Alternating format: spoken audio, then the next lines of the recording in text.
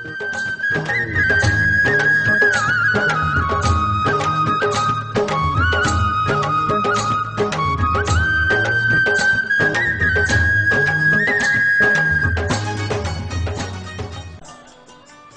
ચરિત્રો બહુ આનંદ આપે છે.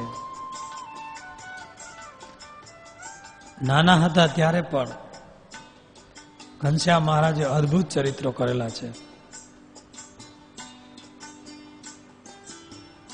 એક દિવસ ભગવાન ઘનશ્યામ મહારાજ પોતાના બાળ સખાઓની સાથે રમી રહ્યા હતા. ત્યાં એવામાં એક પટગરનો છોકરો શિવદીન રમતો રમતો ત્યાં આવ્યો. શિવદીનનું મગજ જરા ચસકેલું એટલે કે ગાંડા જેવો. બધા એને ગાંડો કહીને બોલાવે. નાના મોટાનું એ રમકડું બની ગયેલો. એ આવ્યો એટલે બાળકોને તો જોઈતું હતું અને સામેથી જડી ગયું. બધાએ બાળકો રમત ફડકી મૂકી અને શિવદીનને ફરતા ઘેરી ગયા. બધાએ રમૂજ ચાલુ કરી દીધી. કોઈ ખીજવા માંડ્યા, હેરાન કરવા માંડ્યા. શિવદીન એની રીતે થોતડું બોલે, બધા હેરાન કરે. એમાં કૂવામાં પાણી ભરવા જતી એની માં એણે આ દ્રશ્ય જોયું. ઉતાવળે પગલે ત્યાં આવી અને આંખો કાઢીને વઢવા લાગી. એટલે આ છોકરા, તમે મારા શિવદીનને હેરાન કરો છો, કોણ કણેડે છે? છોકરાઓ તો સાંભળીને ચૂપ થઈ ગયા. પણ ઘનશ્યામ મહારાજ બોલ્યા કે કાકી, શિવદીનને કોઈ હેરાન કરતું નથી. એ પોતે જ ગોઠણ વચ્ચે માથું ભરાઈને બેઠો છે, જુઓ ને, અને ગાંડા ગદોડે છે. એટલે શિવદીનની માં કે, બેટા હાલ ઘેરે, બાવડું પકડ્યું, અહીંયા શું બેઠો છો? આમ કોઈએ તને માર્યું? ત્યાં તો શિવદીન ઉભો થઈ ગયો. ના રે ના, મને તો કોઈએ માર્યું નથી. અને હરખથી કહેવા માંડ્યો ઉભો થઈને, માં આ ઘનશ્યામ તો રામ ભગવાન છે, રામચંદ્રજીનો અવતાર છે સાક્ષાત. એની માં કે, બેટા તને કોણે કીધું? આવો બકવાસ કરી માં, હાલ ઘેર હાલ. ના માં, હું બકવાસ કરતો નથી હો. જો એની બાજુમાં સીતાજી, લક્ષ્મણ જતી, હનુમાનજી પણ સેવામાં ઊભા જુઓ. અને તમે કેમ બધા ઊભા છો? કેમ ઘનશ્યામને પગે લાગતા નથી? આ તો રામચંદ્ર ભગવાન છે, બધા પગે લાગો. એવું શિવદીન રાયડું પાડીને મીંડો બોલવા. ઘનશ્યામ મહારાજે શિવદીનના મસ્તક ઉપર હાથ મૂક્યો અને ઘનશ્યામ મહારાજ બોલ્યા, કાકી, આ તમારો દીકરો પૂર્વજન્મનો યોગી છે. આજે હું એના મસ્તક ઉપર હાથ મૂકી એને સાવ સાજો કરું છું. એને મગજની જે તકલીફ હતી મટી ગઈ.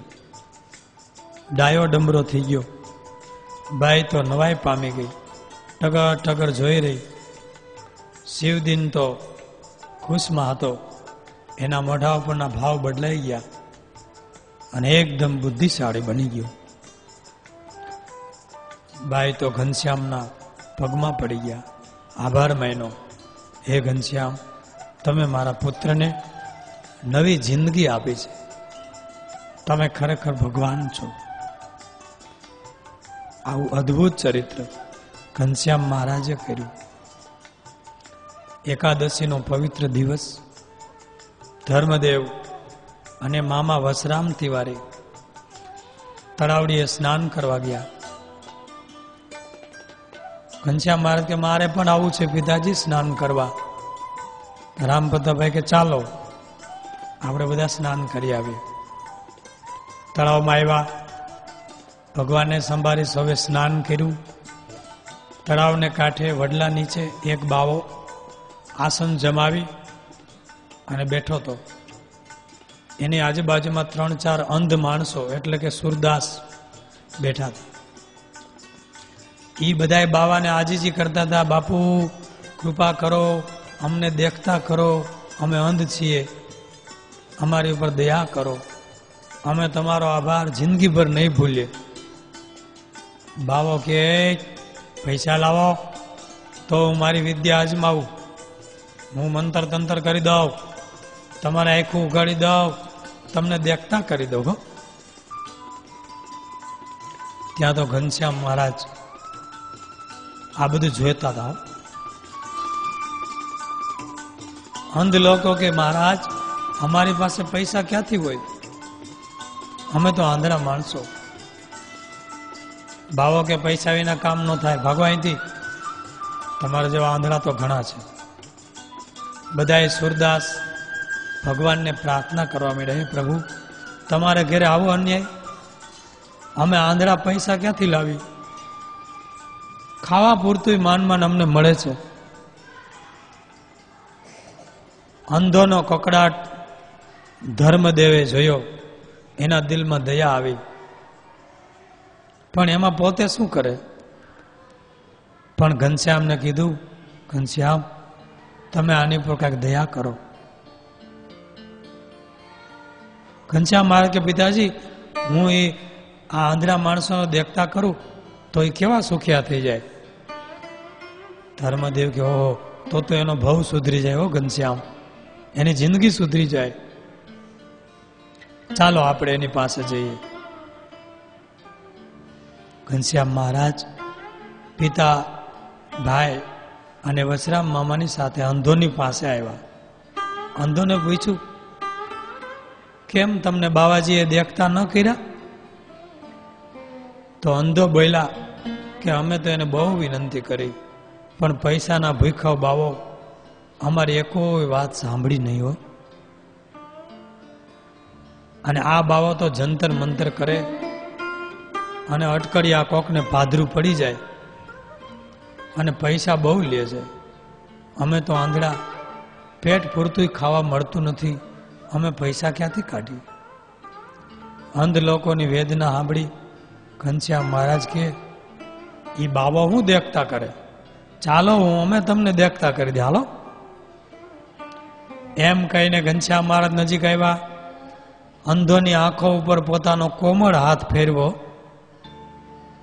ત્યાં તો અંધોની આંખમાં વીજળીનો ઝબકારો થાય, એમ પ્રકાશ રેલાઈ ગયો. ભાઈ દ્રષ્ટિ આવી ગઈ, તેજ આવી ગયું, આખી દુનિયા જોવા માંડ્યા, આભા બની ગયા, એકબીજાને જોવા લાગ્યા.